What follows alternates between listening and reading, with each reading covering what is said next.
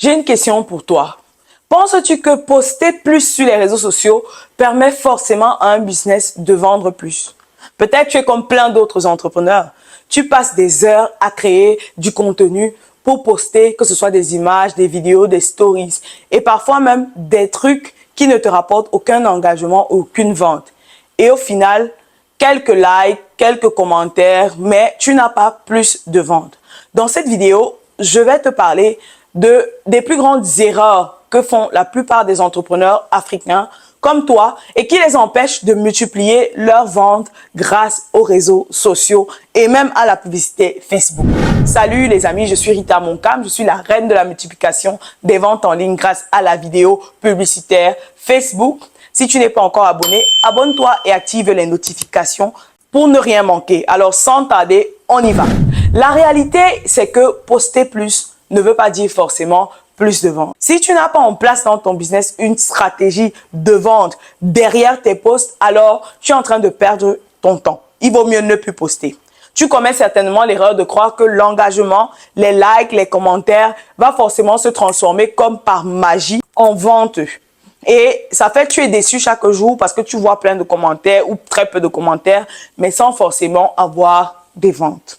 Et c'est là qu'intervient ma stratégie d'attraction de prospects au travers de son contenu, en offrant un avant-goût de son offre que j'appelle un appât. En quoi est-ce que consiste un appât? Un appât, c'est tout simplement un cadeau, une dégustation que tu fais à ton client idéal qui fait partie de ton audience pour résoudre un petit problème qu'il a. Si tu n'as pas encore entendu parler de ça, j'ai une vidéo sur ma chaîne qui parle de ça. Je vais attacher là dans la vidéo, à la fin de la vidéo.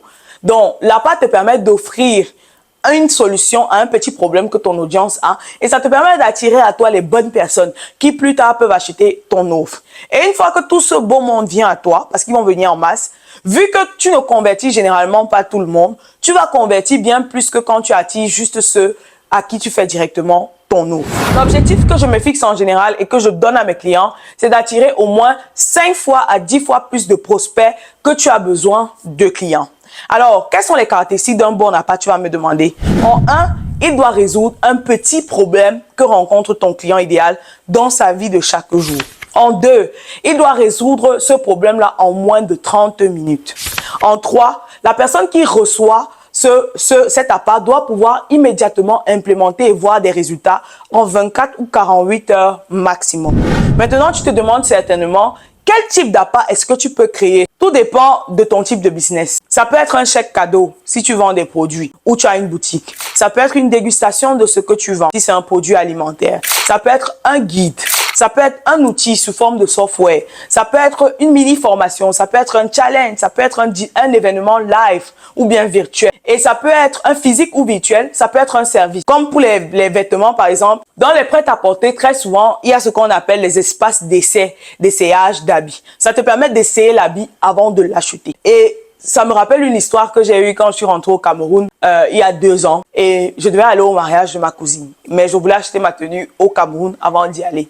Et en sortant ce matin-là, je suis sortie avec l'argent que j'avais prévu pour ma robe. Et quand je suis sortie, je suis arrivée à la boutique. La dame avait tellement de belles choses. Et elle avait une belle bouche, une vraie bouche de commercial. C'est comme ça que je me retrouve en train de prendre plus d'habits que prévu. Vous connaissez les femmes. Donc, au final, ma facture était 2 à 3 fois ce que j'avais prévu.